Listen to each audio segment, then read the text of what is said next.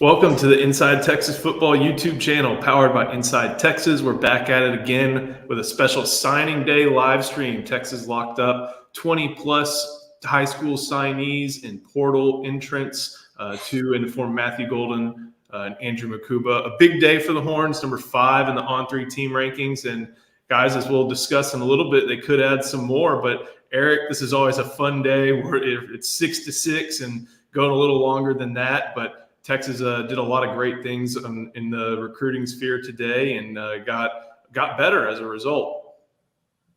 Yeah, it's 6-6. I actually got out of bed at 8, Joe. I was a little late, but that's because I was up at 3:45 after I saw that Wiltfong article saying that Missouri was moving back in on Ryan Wingo. So I got up early and wrote something to try to dispel the curiosity there or the concern. Felt good about Texas landing Wingo. They were able to hold on. But overall, it went according to plan. Even Aaron Hampton wasn't a surprise. Anybody that was on the live stream last night would have caught wind that we were feeling like that flip was going to happen. But overall, everything else went according to plan. It's another top 5 class, 3rd in a row for Texas. And that's how you stay back and remain back. They're getting beyond where they rebuild. They're going to start reloading with each class. If it addressed every need, there's not a glaring hole in the class unless they miss on Tyanthony Smith, which we'll get to. I don't think they will. But this class is going to address all the needs that we were talking about last spring. Job well done once again.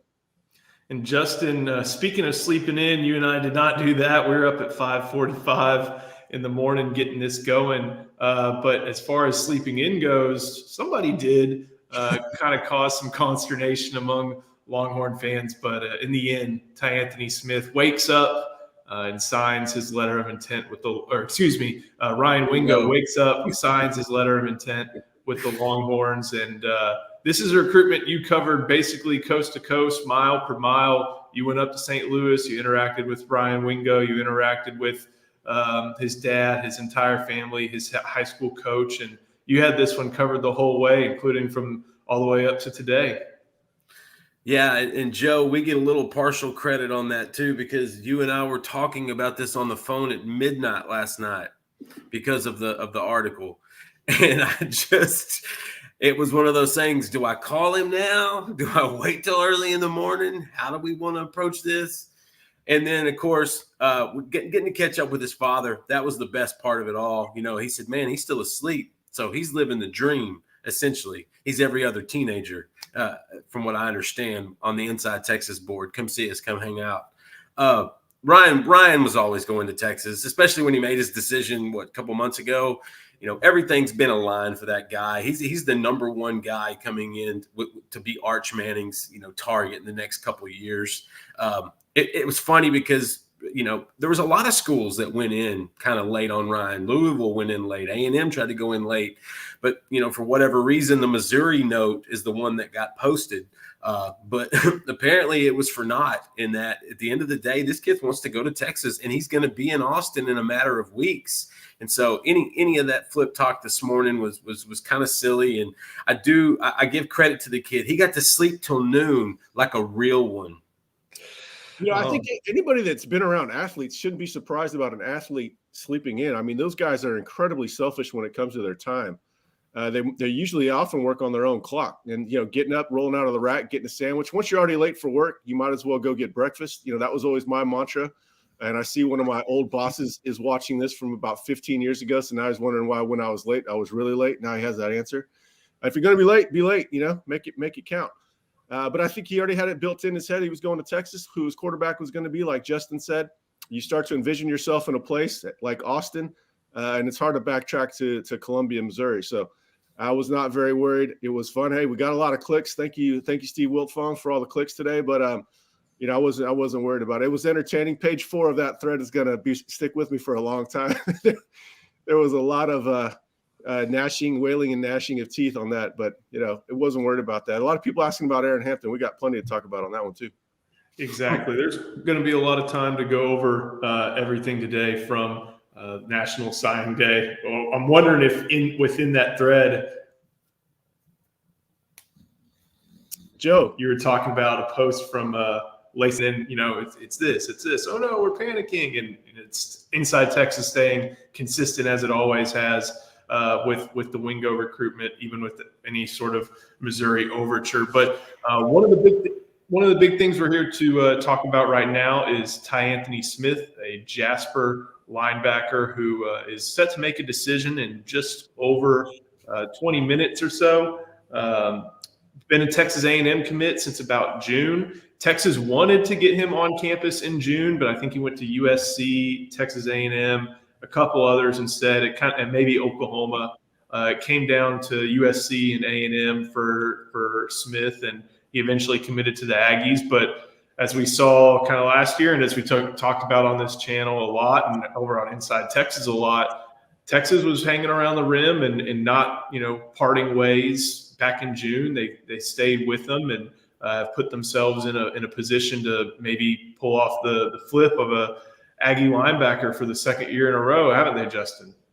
Hey, he's been consistent since I've known him for a little over a year. He wants to play on an elite defense. That's the thing he always left me with the times I got to see him and talk to him, and especially the last time when we covered him, when Inside Texas covered him. Couple weeks, 3 or 4 weeks ago in the playoffs over in Palestine when they played Waco Connolly and Kobe Black. He wants to play an elite defense. Well, that A&M group that looked elite when he committed doesn't look as elite now or in the future. He maybe doesn't envision that. I think he sees more of that in Texas, to be honest with you. And plus, he did like the new hire in Mike Elko, but when they didn't keep Elijah Robinson, and that was very unlikely that they were going to anyway, and he gets the DC job at Syracuse. And then Durkin, he was really, really close to DJ Durkin as well. I think just 1 + 2 + all these other data points added up to Texas has been more consistent than anybody. I asked him, who else has been pushing you besides, A&M trying to keep you? He said, really, it's just Texas.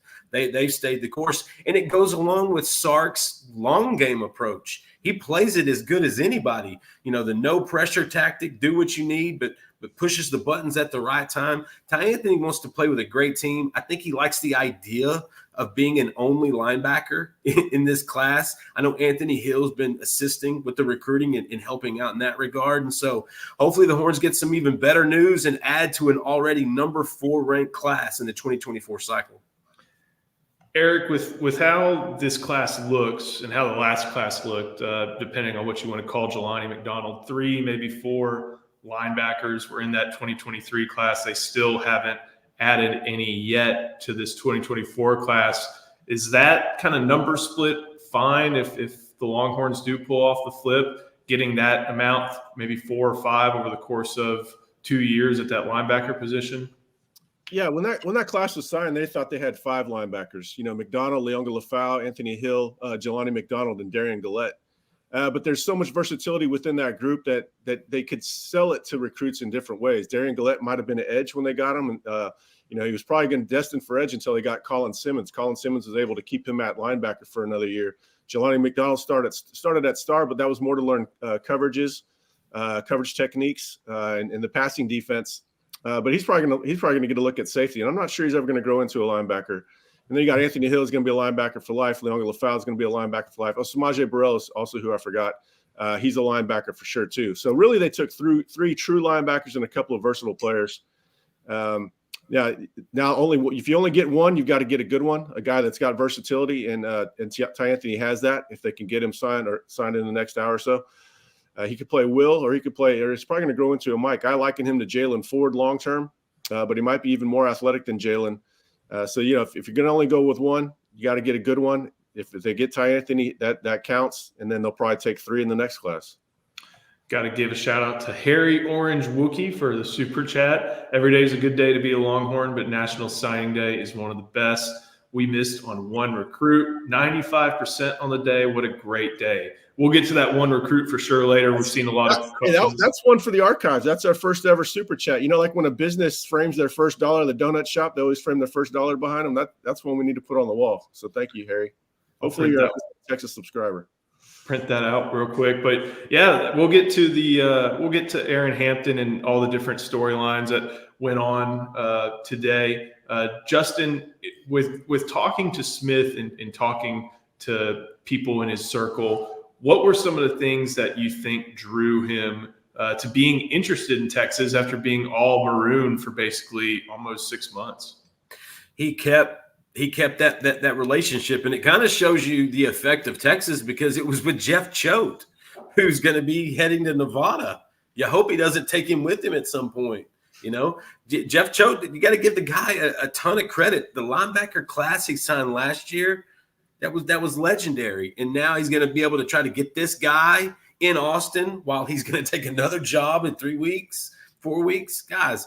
That's it was Jeff Choate in that relationship. It was Steve Sarkeesian in the foundation, I think, that they had built. It was some of those players. Anthony Hill, I think, in the last month has been more in his ear than ever. And again, he always wanted to play with an elite defense. He always wanted to be around guys that he just felt like he loved the way Texas developed their guys this year. He noticed that with Hill. He noticed that with some of their younger guys that got to play early. And so I go back to it. He just wants to play with a lot of elite guys on that side of the ball. I think he envisioned that at A&M over the last year or two because he had been, like you said, marooned for the longest. It was USC at first, but then we realized he wasn't going to Southern California, and it wound up being A&M. And that was funny because that was the best fit from his region. That was almost considered norm. In Jasper, Silsbee, that the tip of that of Golden Triangle. That's exactly where you would think A&M kids would go. Tyanthony right now, I think Texas' allure of just all those little things, plus the new staff at A&M, he just doesn't know those guys. I think he actually has a better relationship with the Texas coaches. And there's a good chat comment from Sonny V. I want to talk about. Guess A&M cratering in front of his eyes may have helped too. Yeah, when you're going 500 in back-to-back over the course of 2 seasons, that's going to affect your look. But there was a question Steve Sarkeesian took today, and it was basically, in 2021 and 2022, you had to try to overcome all these different negative recruiting. Eric, you call them headwinds all the time. Now they're tailwinds. And I'm wondering if this class and some of the effects of seeing guys like Anthony Hill go from kind of situational player to a true linebacker, especially how it affects this recruitment. Seeing someone like Michael Taff, who was, a very good high school player, but lightly recruited, go into a starter on a playoff team at this point.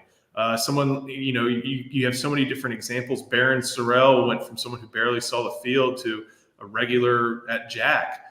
Even the stars, Alfred Collins and Byron Murphy and Tavondre Sweat, they were good, but they got better and better. And I wonder if some of those, nobody develops at Texas, all these great classes, they don't win anything. I wonder if that's become kind of the opposite now for Texas, and that they're showing development, and a lot more players than maybe they would have gotten in previous years are open to it. Yeah, they've had time to build relationships with these guys at the same time that they're showing proof of concepts at nearly every position. And, it's the wind is at their back right now. You got the wins. You've got guys going to the NFL, probably 8 or 9 going to the draft next year. So, yeah, it's a lot easier to recruit at Texas right now than it was in that 2022 class. Justin, what are some of the different things that you've seen as far as, I know we've asked about this a lot, but I think it's kind of worth repeating the similarities between this recruitment with Texas pushing for a linebacker flip and the Anthony Hill recruitment, Texas pushing for a big A&M linebacker flip last year and pulling it off. Yeah, I mean, on the surface, they're very similar. Same position, obviously Anthony a little bit bigger, a little bit more highly ranked, obviously. But on the surface, yeah, it's very similar, but they're unique. Both of them have their own stories. Both of them had their own backgrounds. The one thing that I think was really in common was even though the guy committed when he did, the kids committed to A&M when they did, Texas never relented. And to me, I think that's kind of the consistent theme there.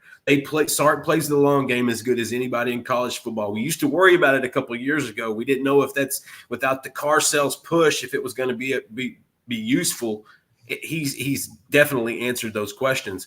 And so for a guy like Tyanthony, he sees Anthony Hill playing as a freshman. He sees him, doing incredible against Alabama, playing well in big games on big stage. So he knows, A, there's an opportunity, and B, Anthony saw the same thing last year that Sonny's seeing.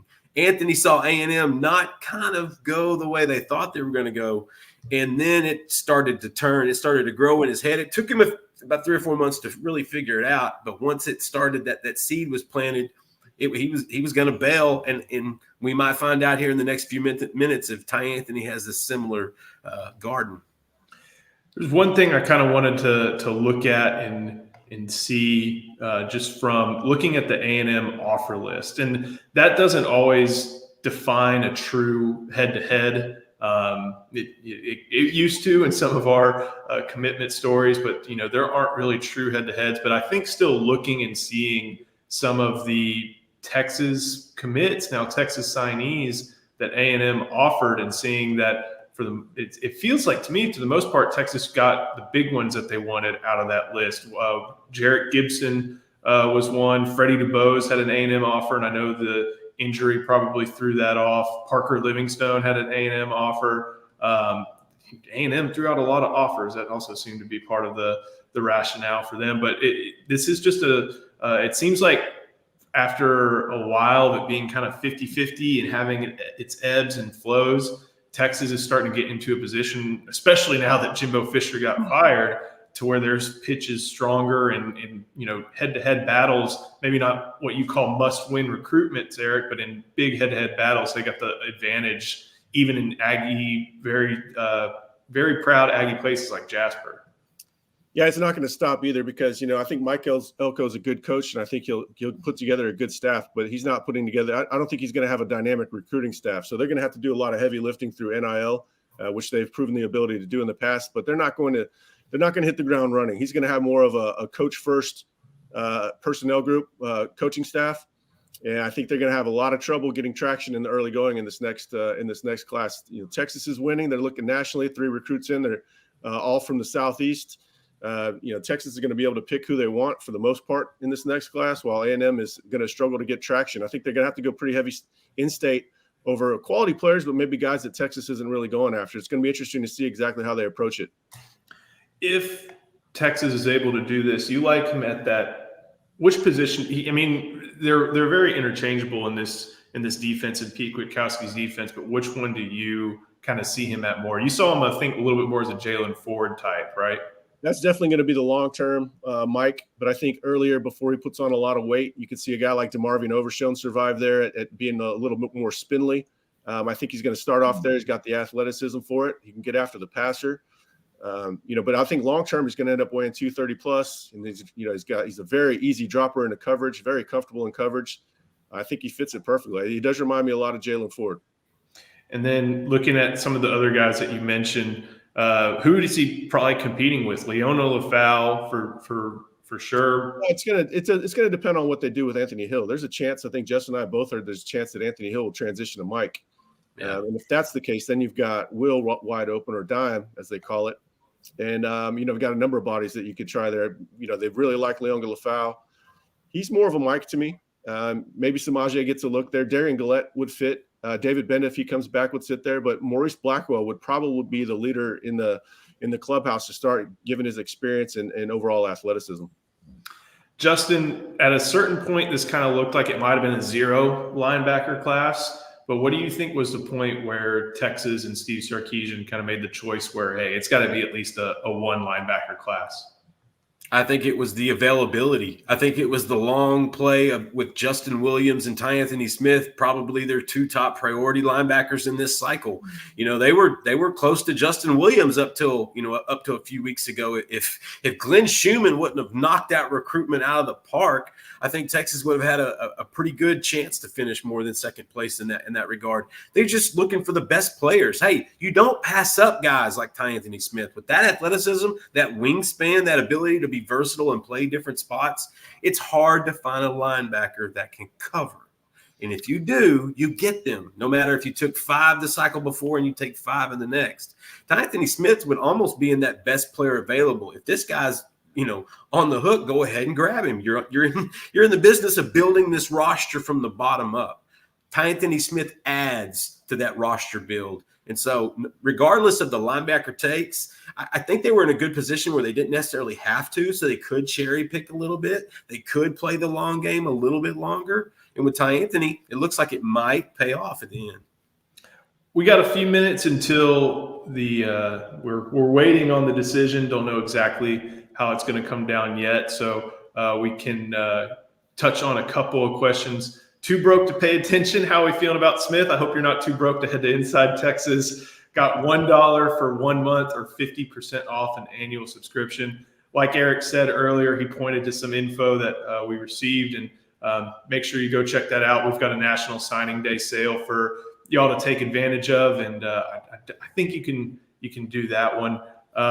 There's a handful of players who it kind of seems like may go to February at this point. If it comes down to Texas and LSU for McKinley, who are you leaning to right now? Eric, that's a tough one when you're talking about very important players from Louisiana, from Lafayette, not too far from Baton Rouge. But this one seems like it's got some ways to go as far as, just visits, in-homes, things like that. Who really pushes for the current A&M commit? Yeah, just to answer that last question, I mean, we just spent 15 minutes talking about Tyanthony Smith, so that's a good indicator of how we feel on that one. Don McKinley, nothing new on him from last night. Last night we said 50-50 Texas LSU. I do think A&M is going to try to stay in the fight. That one's too tough to handicap. If academics matter, you're going to give Texas the heavy favorite. If proximity and the size of the town, I think they feel a little more comfortable in a smaller environment, then LSU is going to have an advantage. And who knows, man? Maybe Elijah Robinson will push the mix of academics. Syracuse is okay in that regard, and a smaller environment. That'd be pretty funny. That might be my second favorite outcome, is if you ended up at Syracuse just to see the Aggie Schadenfreude. But I think that we're going to have to do a lot of homework on that. There's going to be, there's not going to be a whole lot of recruitments to cover in February. So you're going to see every little morsel of information is going to be propagated out there. The little things will be turned into big things. I kind of feel bad for the McKinleys because they don't really want that spotlight. It's going to be a tough one to handicap at the end, I imagine. Right now, I would just say 50-50 Texas and LSU. They're going to want their pound of flesh after getting their pants pulled down on Colin Simmons. Justin, there was some news today about Dalen Evans from Longview Pine Tree. He's an A&M commit. Here's a question. Better player, Dom or Dalen Evans? Is it more likely we get both or neither? From what I've read, Evans wants Texas. Evans' public comments as a A&M commit were mighty strange, very burnt orange tinted. There was a lot of different reports about what he might do today, what he might not do today, but nothing really happened. Where do you see Texas in Evans, at least at this point? And then what do you think about more likely both or neither?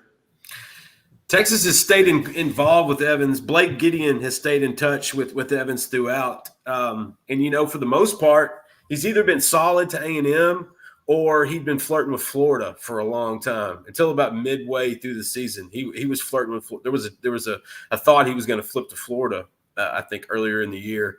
I'm not surprised because he's a jumbo athlete. And they're at the stage now where they've got a couple spots. Why not add some guys that can play at the next level on the D line? To me, Evans is a guy that he might have as much upside on the offense as he does on the defense. He's a really good athlete. He was actually a better basketball player for the first few years in high school than he was football, but he's really filled out his frame. That one is going to be a roller coaster. You're just going to have to check and refresh at Inside Texas on a regular basis because that kid changes his mind a lot. And so you want to be prepared. If you're going to follow that recruitment, you're just going to have to be prepared for the bumps with that one. He had mentioned possibly taking a visit to Texas if he goes into February. And then we heard today that he may go ahead and try to sign in that first window there. I had one guy tell me he thought it was A&M. I had another tell me that Texas looked good. So it's the crazy part at the end of the early national signing period, essentially. All hands on deck. It's nobody's poker face anymore. It's all in or all out. Let's finish strong. They love that number 4 class, but if they can add a couple dudes like a Dalen Evans, they're going to. McKinley, like Eric said, it's probably going to go up to February. I think Tennessee is one to watch in that as well. He has mentioned a couple times about taking a visit there, and we know how they work with McDonald's with their Happy Meals. And so at the end of the day, Texas could get both. They could get neither, but it's the end of the first day of early national signing. So it's always going to be a little crazy and wacky. The number of D-line for interior D-line has always been 4, so I anticipate they'll take one. And I wouldn't forget Alex Foster. Alex Foster is probably the guy. I think Foster's better than both. Yeah, I would take Alex Foster if I could, if I was the Texas staff. I know he's not as well known to the recruitniks. The Stargazers will want McKinley or Evans, but give me Alex Foster on a longer curve and a very high upside. I think he's got a pretty good floor, long frame, can play a couple different positions, very unique in that way. So don't forget about Alex Foster. That's another one to watch in February. But I think they're going to end up with one of the three. I just don't know which one for sure yet. There's another question I like about a guy who has signed with Texas, or maybe even a comment. Man, I've been watching tape on the inside offensive lineman, Cruz. He's an absolute monster, pancakes for days. He is fun to watch. I think it's always a smart idea to get a true center take, and that is exactly what he offers. If you watch his film, there's a lot of guard. He played some tackle for Richland a little bit, but his coaches moved him into the interior, right in the middle of the line, and he may not be the immediate successor for Jake Majors. There's definitely going to be some other competition, maybe in the form of Connor Robertson, maybe in the form of Cole Hudson, but it's always a good thing to have just a picture perfect fit. And if y'all remember, he had that shirt after the junior day said I'm horny. So I'm going to kick my butt if I'd have come home with that shirt. Hey, somebody made a killing on that, selling that shirt. Somebody made some money. Oh, yeah. But on Cruz, Cruz has tackle feet. He's got a guard body, so he's going to be able to anchor. He's not going to get pushed around. And then he's got center intelligence and quickness, ability to get to the second level. He's really a perfectly made center. Kyle Flood prioritized him very early, was always going to get him. They were not going to let him get away. Passed on Justin's guy, Casey Poe, out there. But I think he's going to be a 3-4 year starter. Red shirt him and then let him compete. He's tough too. That's the thing. If you watch his film, he has a D-line mentality, disposition. Yep. Eric picked all these parts perfectly, and I wanted just to interject. Hey, he's got the disposition like a DJ Campbell. Those are guys you don't want to fist fight. Yeah. Daniel Cruz fits in that category. He's a working man, too. Let's see what's another good one. I like this one. We can talk about this. The billboards Texas putting in the signed recruit's hometown is next level. On3 had a good story about that today. It was all over the country, too, whether it was in Missouri, in Houston, in the Cypress area I saw for Trey Owens. There was some in Florida, some just all over Arizona.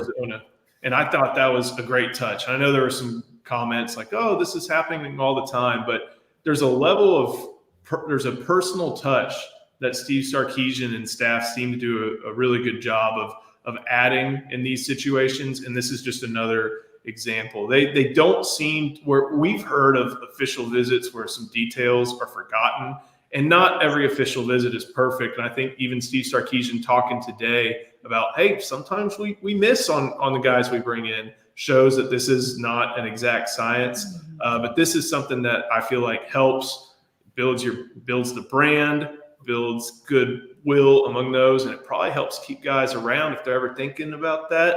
Maybe it's not the reason, but it's a reason why Texas is starting to be seen as a little bit of a place where people can go and succeed, and not just on the field, but off it as well. Right, Justin? It's marketing 101. You've got a good product. Put it on blast. Let everybody know about it. That's exactly what they're doing. I think it's a great idea. Like we've seen a few other schools do it as well. I think LSU, Central Florida, we've seen Oregon do it a number of times. But to me, it's just Texas has, Sark a couple of years ago had to sell the vision. But now the vision, they're seeing that, the development, the conference championship, the Big 12, the college football playoff berth. They see that stuff. And you've got to maximize that. And in a social media age, and that's kind of the era we're in right now, I feel like that's kind of a big factor. You've got to market yourself. You've got to be big on all those outlets and platforms. And if you can put a billboard up for each one of the guys that for that day they signed, that's something, one, they'll never forget. And two, you're going to see a few kids down the road see that and notice it. Maybe you get a little kickback there as well. I just think it's Texas marketing 101. It's Chris Del Conte. It's Steve Sarkeesian. It's all those guys aligned on, hey, Texas, this is big time. Let's make sure and remind everybody.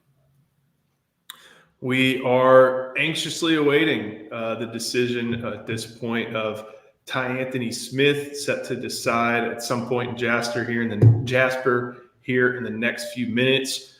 We'll try real quickly to get to this super chat. Does Texas get another wide receiver transfer and 2024 recruit? Who do y'all like? Justin, I need your help. The kid from Calabasas who they've talked to, that's someone Aaron Butler. They've talked to him at least, but from the way Steve Sarkeesian spoke today, maybe both. But is it a one or the other situation? Would they go after Butler, or are they waiting on somebody else from the portal? What do you think happens at wide receiver? And thank you, Freelance Society, for that one. I think it's definitely one or the other. It could be both. Aaron, with Aaron Hampton's decommitment, you've got Butler sitting there waiting in the wings, and he's a pretty special athlete as well. And so, and he's a guy that I think they look more as a receiver than they did Hampton. Hampton was more in the DB category. Butler's more in the receiver category. They like what he does with the ball in space. So I think that they would love to add another one if it's the right guy. And for the transfer portal, I'm telling you, there's just a sense, getting Matthew Golden's big, but, there's going to be another guy potentially leaving, and Adonai Mitchell. That's yet to be known. But I just feel like if a really big-time guy pops in there, somebody they really like or somebody they known that was going to go in there for a while, I could see him doing both. But it's going to be at least one, in my opinion. I expect them to get a wide receiver out of the portal, somebody that's not in there. I'm not reporting that it's going to happen for fact, but I think that's by far the most likely. I think that's probably more likely than taking a high school wide receiver. But then it's high school, you've got Terry Bussey too. Justin, it's a good time to have a East Texas correspondent over there with Dylan Evans and Terry Bussey. I think his recruitment's going to fire up a little bit more. At least we'll have a little bit more to report on that. I still don't think he'll end up at Texas, but I think they're going to take their shot there. But I'm more concerned about portal because that's going to be a guy that helps next year, and next year has the potential to be very good if a lot of the players come back that we think are going to come back. Glad you mentioned Bussey, because this one from JR, great insight on Inside Texas today. Do we go after Terry Bussey? What position do you see him playing at the next level? He's kind of been thought to be receiver-ish. Would he be a high school receiver for this class? Or, Eric, how do you see that one going with that recruitment? Because it doesn't seem like he's going to sign today. But he's waiting until February. LSU's gotten more talk than A&M of late. Well, I think Justin reported in late spring or maybe around June or May that Texas was starting to recruit him as a wide receiver. And I think obviously with the needs on the roster, that would definitely be the case. The loss of Aaron Hampton he was more of a DB, but I think they're kind of a similar athlete and they can play either side of the ball. I think he fits as far as the slot, not the exact fit. I think Terry Bussey makes a lot of sense in that regard, but I see him more as a wide receiver than as a defensive player. And I imagine if the Texas staff moves on him, given the defensive back class they signed today, they probably see him as a wide receiver as well. And don't forget, Bussey's a 10-4 kid, 10-5, and Hampton's an 11-3. So they're not that similar, but they are close in that positional regard. I think that gap in speed should be very much known. Yeah, that's something that, we know it. And we heard that from some Texas sources too. Bussey's just got a lot more firepower when it comes to, the Jets. We got some, speaking of, we might as well try and touch on Hampton while we await Tyanthony Smith making his decision. That was something we heard, or we've been asked a pretty good amount about today. We talked about that both on this live stream and earlier in the morning on Inside Texas about Hampton, and it just not seeming very likely as the day went on. And of course, we saw that the Longhorns lost that commitment to Alabama and Nick Saban. And Justin, you've talked a lot about Nick Saban in East Texas, and this just seems like another one where the effort and the allure of Nick Saban in Alabama really spoke to Hampton enough to switch things up. I don't know what it is. I mean, I do know what it is, but man. Nick Saban needs to get out of here. Yeah, come on, E. I mean, Joe's trying to report on a reality that doesn't exist anymore. Alabama was more aggressive than Texas, and Texas was fine with him going. That's all there is to it. And here's the funny thing about it is, Alabama was very aggressive to get him in for a position that Texas didn't even see him fitting at. So exactly, there's a very big difference in evaluations here, and there's a very big difference in the amount of emphasis that Alabama put on the recruitment and Texas did late. So that's the team that wanted him more got him, and I think that's the way it should be. Eric, this question, Ricardo V, is: would Butler be a replacement for They wouldn't be, because obviously Texas viewed Hampton as a defensive back. What they have is, it doesn't have to be a perfect fit. What they have is an open slot that they weren't sure that they were going to have. So now they get to do whatever they want with it. So he would fit as a replacement from a scholarship allocation standpoint, but not from a fit on the field. Butler would play wide receiver. Hampton they liked more at defensive back. But I don't think, I don't get the sense, and it's not to dog on the kid, I just don't get the sense that normally when you have an athlete, the position coaches are going to fight over him. And I don't get the sense that, that was the case with Hampton, and that's why they didn't really prioritize him like Alabama did. And now they're looking at Aaron Butler more as a cleaner wide receiver fit. But and also, Terry Bussey. But I think it's going to be priorities more going to be portal, but they're still going to work on Butler and Bussey. Both those guys can run. I like this question from Tarek. Evan Stewart update. Would think Quinn would like that one since they work out together. Again, we posted something last night on Evan Stewart. Just doesn't seem like it's in the cards. And we've seen those pictures of that old passing session, Justin, you talked about it. But at this point, not something that we're anticipating. Could change, of course, but not something we seem to be anticipating right now based on Inside Texas reporting. Definitely could change. I like this guy's name over here, Justin Wales. I like that. Close. But just going forward, those Evan Stewart questions are going to have to come with a super chat. That's the new board rule, brand new rule. Here we go. I wasn't a fan of super chats, but if I Stewart, man, oh my Lord! Until you figured out what they were, and then you're like, all right. No, Justin Wales is a good name. That was good, Evan. Name. Yeah, we got to move on from Evan. I know it's a sexy name. I know the passing and all that. That scenario doesn't look like it's going to happen. Do you know if there's a stream for the Smith announcement? I think we were looking for that earlier.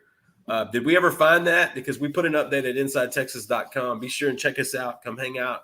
It's a great time. I didn't find one, but those things take up so much of our time. I think, I lost a year of my life watching Walker Little's video back in the day.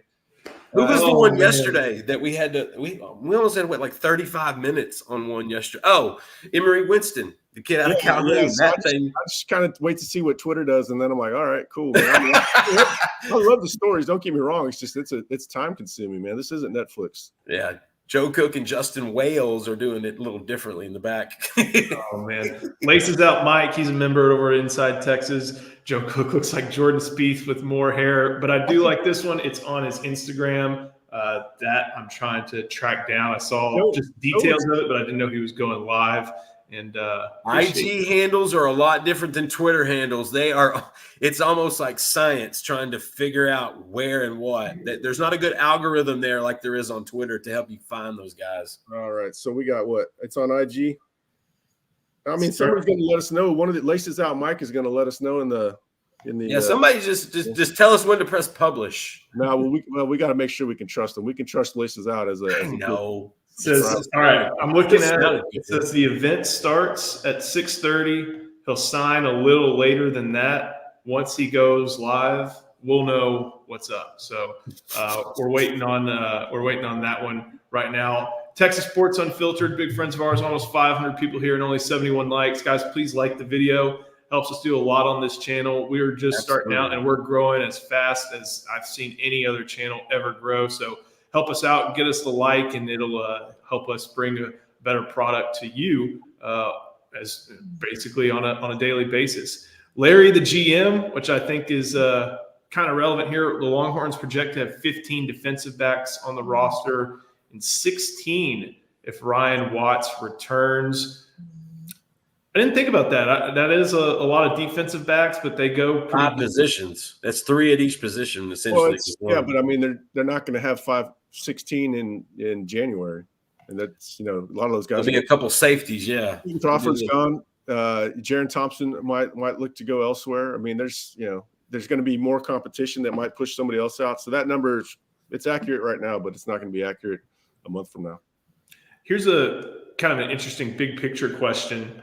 How is the 12-game playoff going to affect recruiting in the portal next year? Well, I think it's going to make December even more busy.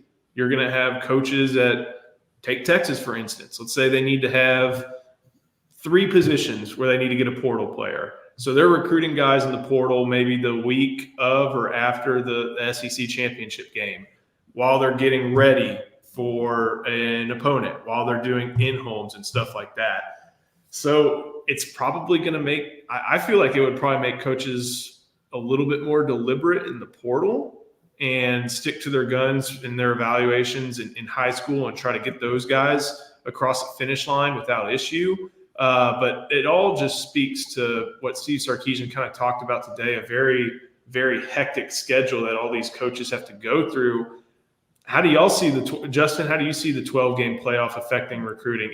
I don't know how much it will. It may give more kids the idea that, I can go to a playoff team and I can help them out. But I'm not sure exactly how that's going to work, especially when we move into an era of a Big Two almost.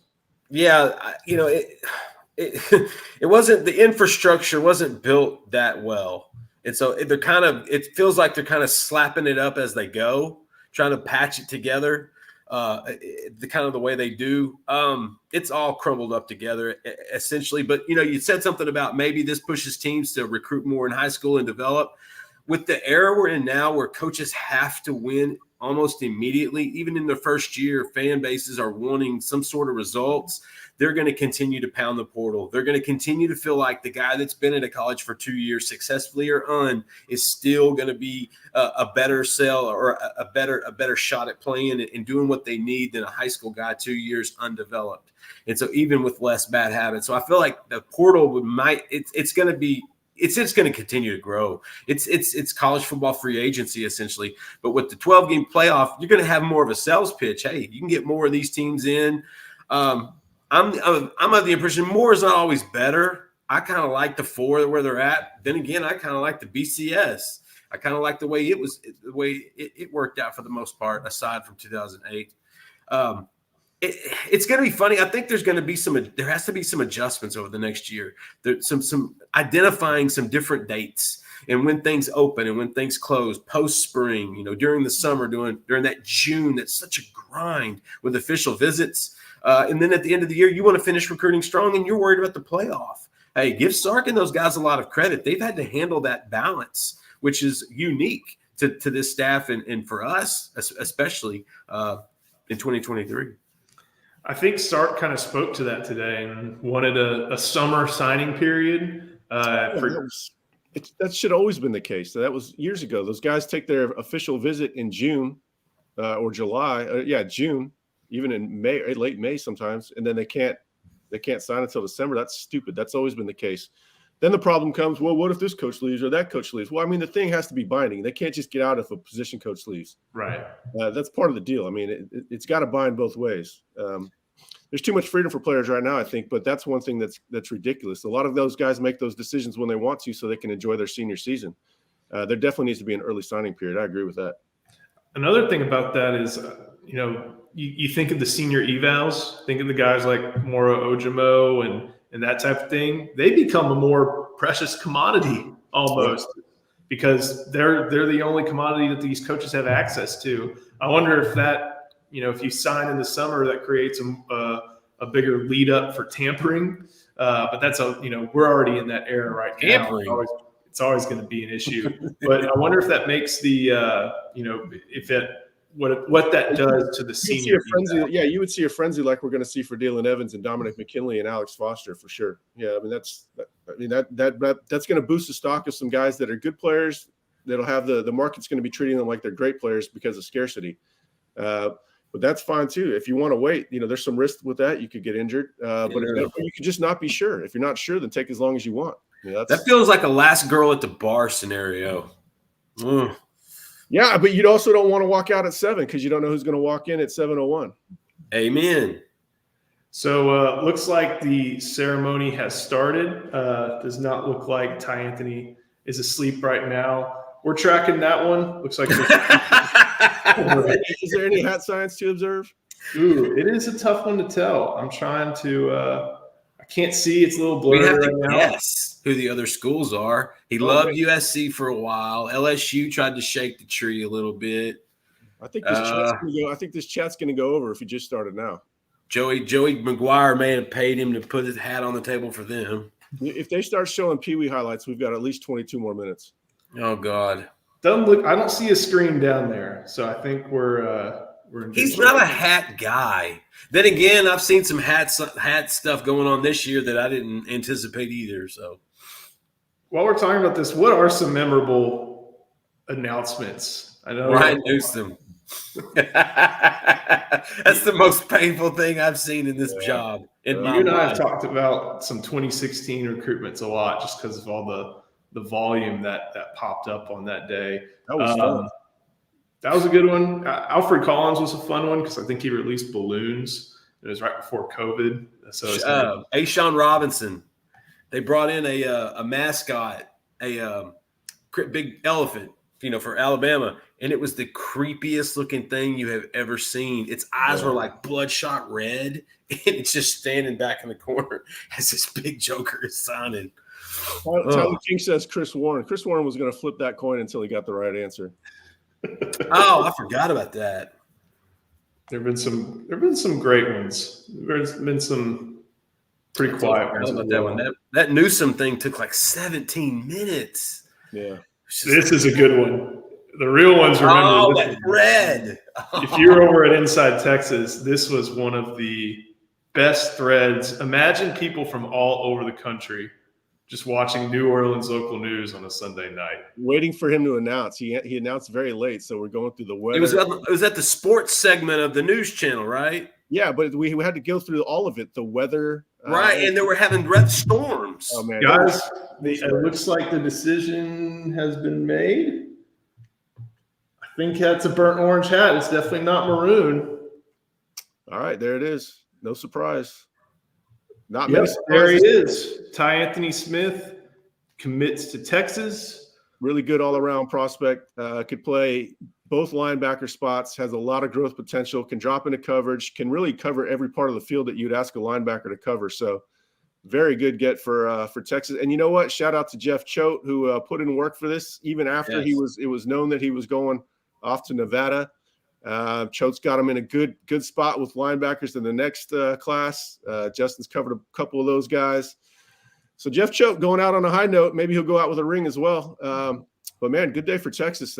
That's a good legacy for Choate to leave behind with a guy that's got a lot of frame potential, a lot of athletic upside, a lot of versatility, and a guy who's seen as a good fit for that linebacker room. So very good get. And of course, it was a flip of the Aggie too. So I mean, that makes it a little bit more sweet. Justin, what do you got on this one? Just him and Justin Williams were the two best linebackers I got to watch this year in person. And Tyanthony was the quintessential sideline to sideline. I mean, he hammered Conley in that event, and it was just Eric nailed it. The guy's got all the tools, and he's got the body to add tons of muscle mass. I think it's a steal. I really do. I think he's actually underrated. We were talking about this last night. Some of those evaluations that we feel like they should be a little bit higher rated or a little bit more known about. Dude, Tyanthony Smith, great eval. What people see is they think linebacker. What they don't know is the dude also played some running back, and he played some wildcat. He had a game the last season against Silsbee where they lost in overtime. That dude put everything he owned on that field that night. He almost played every single play of the game. It was an unbelievable thing. I got to talk to his head coach at the state championships a few days ago. He just said he turned a corner. And so I think Tyanthony is an exceptional kid, early enrollee. I mean, Texas, they didn't need to get a linebacker, but when you can cherry pick, get you a cherry. Yeah, he can find the running back. There's a lot of linebackers that we've seen in recent years that really struggle to find the ball carrier. And Harold Perkins. They went up against Belleville in the playoffs, my alma mater, and Belleville runs the wing T, which is a lot of misdirection, all run game.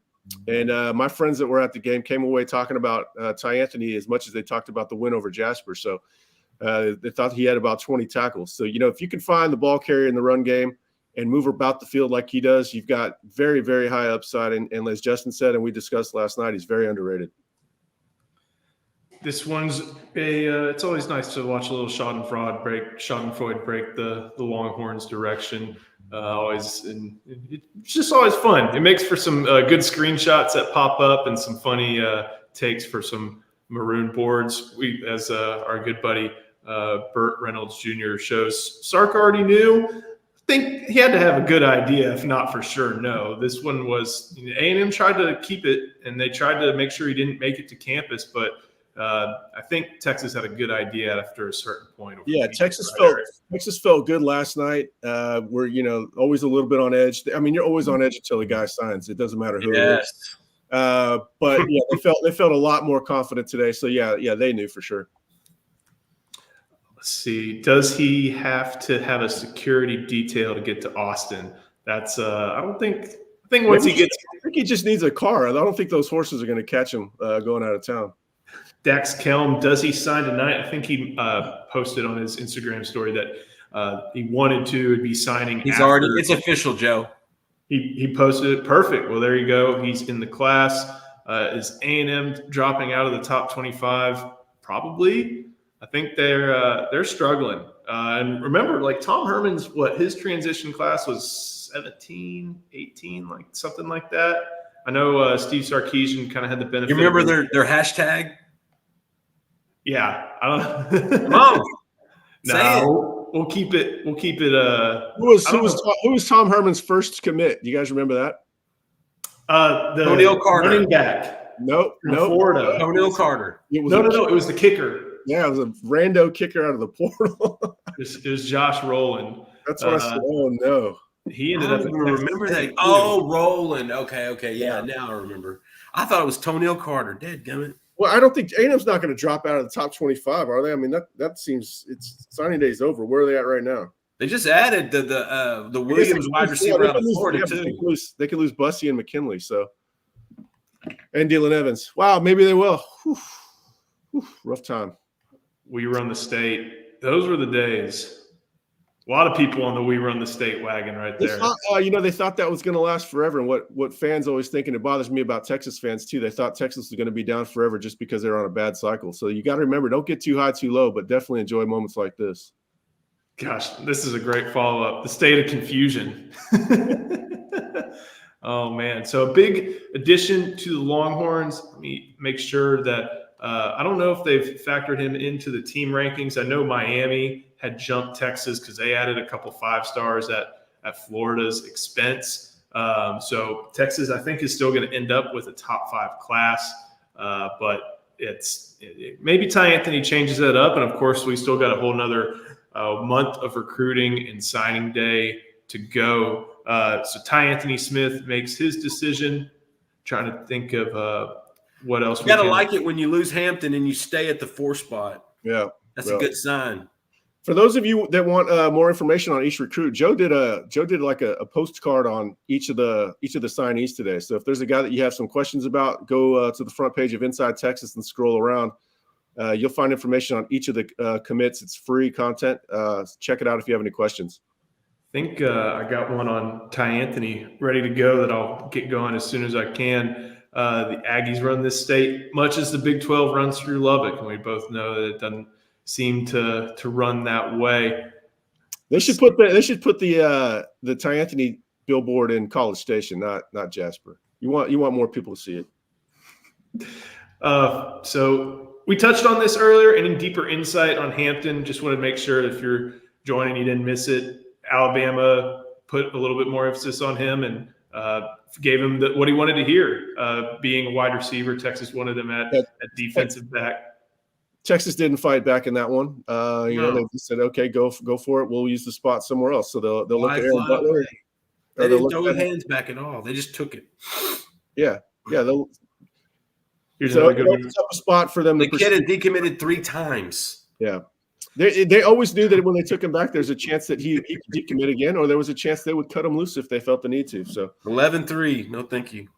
This is a good one. Over under on the dried cleaning bill for the pants pissers on the Ryan Wingo thread. That was a fun one over on Inside Texas where over. Whatever number you have, it's definitely going to be over. Here's a good one.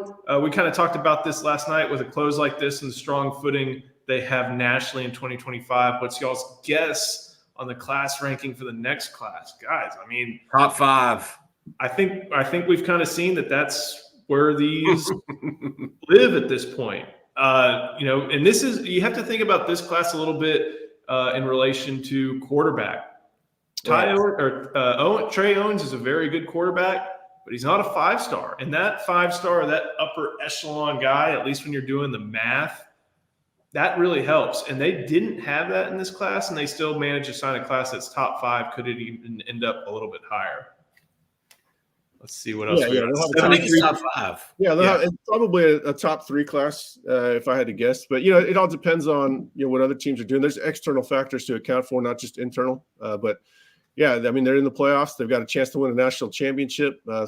Things are going well. You got a stability at quarterback on the roster, which means they're built to win for a while. Good culture, plenty of skill talent, plenty of big bodies. I mean, they're going to win for a while. So I think people are going to start noticing that Texas is for real, and Texas is on a sustainable trajectory.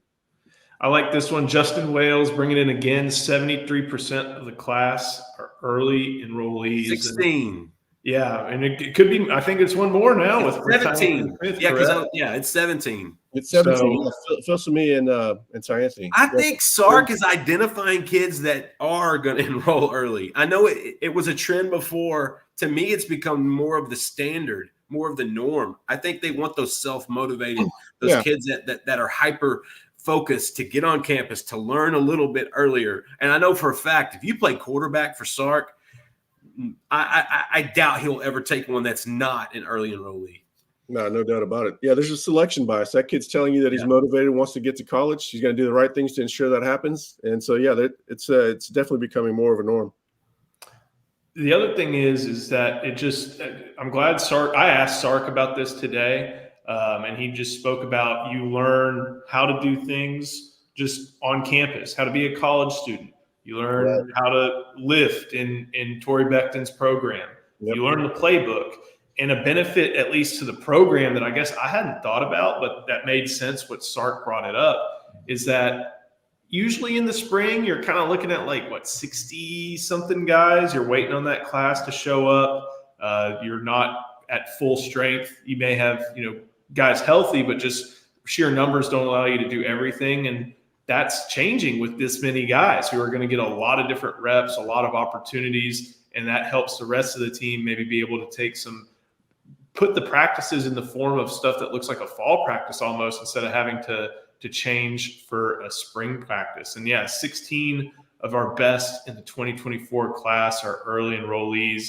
Like Justin mentioned, the quarterbacks are an early enrollee. I think another one that we talked about a little bit is Christian Clark is enrolling early. And there's something notable about that, not only in that he's going to be in that running back room, but I think one of y'all may have mentioned that it's really difficult to enroll early if you go to high school in Arizona. There's something strange about their restrictions. And I know Pijon Robinson didn't enroll early because I remember he told us he wanted to do speed training and continue his, time at Sal Point. But Christian Clark being able to enroll early as an Arizona high school student, I think is pretty impressive. It probably has something to do with them not observing daylight savings time. I travel through Arizona a lot, and we never know what freaking time it is between Central and going to the West Coast. It's a quirky state, but I don't know, man. That's the ideal guy that you want getting on campus early. He hasn't had a lot of volume as a running back in high school. He's been sharing the load. Anytime that you can get with Tashard Choice in a stacked running back, that's a huge benefit to him. He's setting his career on the right trajectory. Buddy Pal, Chief Big Guy, $1 for each commit. Switched to IT from Orange OB in 247 a couple years ago, and y'all continue to be the best.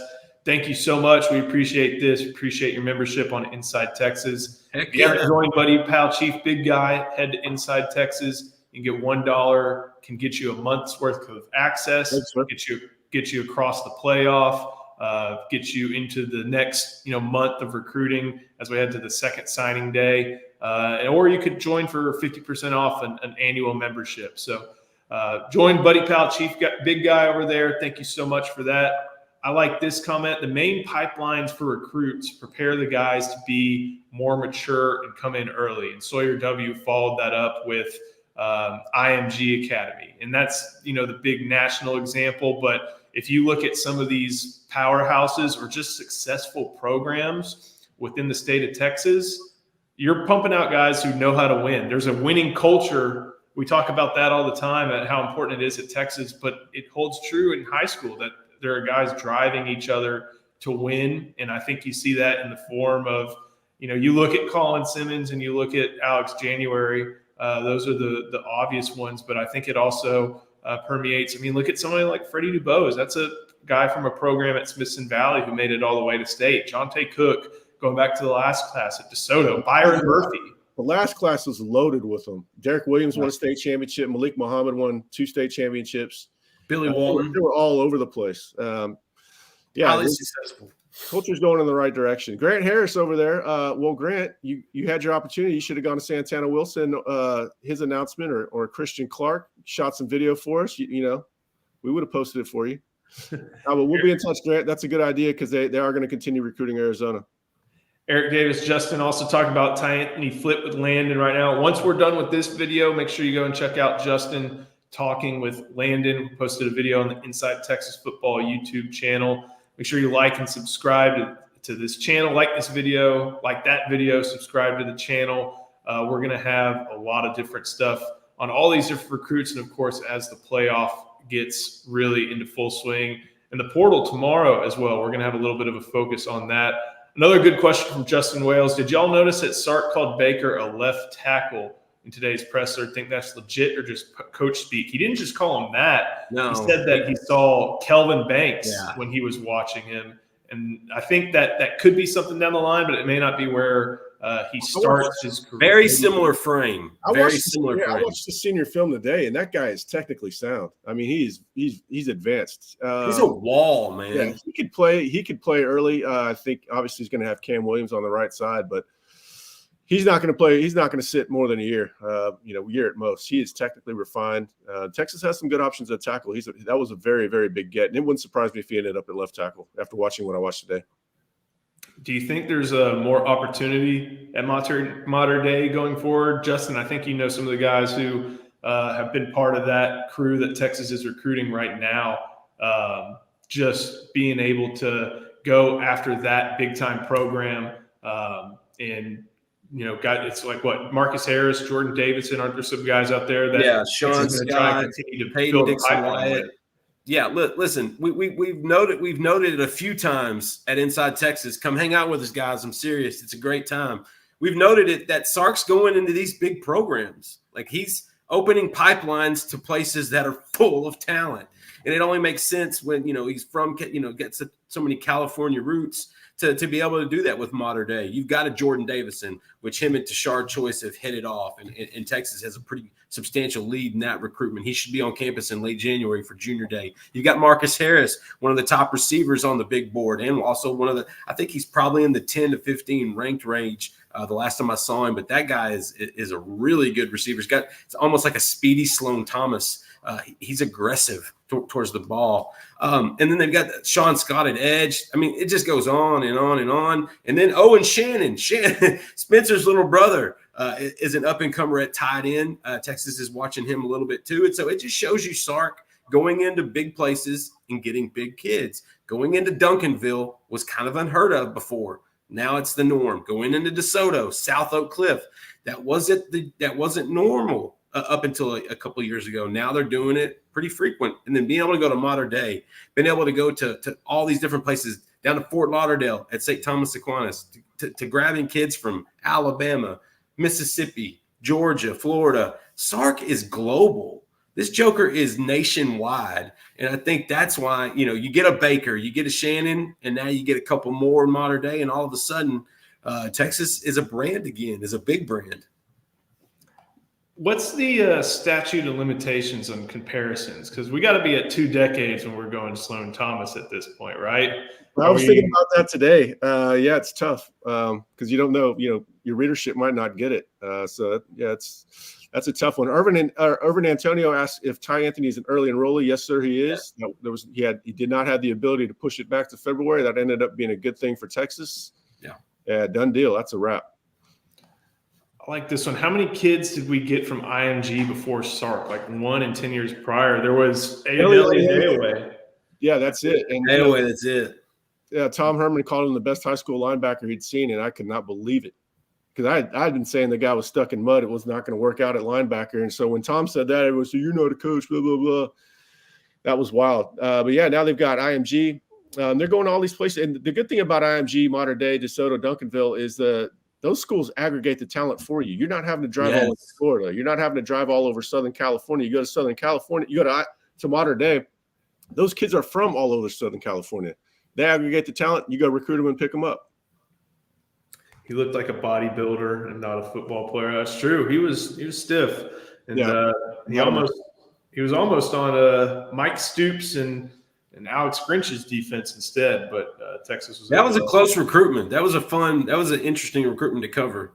His brother's connection to Todd Orlando, I think, clinched it. If I remember correctly. Hey, when you can connect Utah State and Texas recruiting, you gotta take every. Yeah, I got to mention Todd Orlando, so I'm feeling pretty good.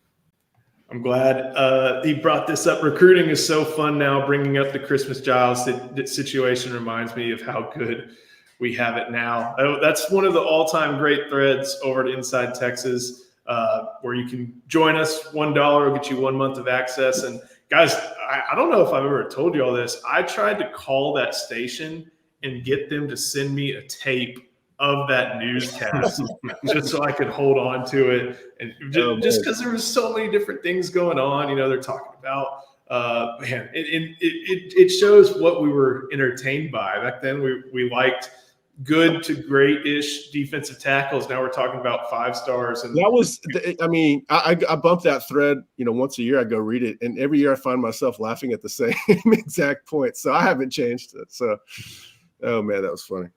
Oh man, let's see.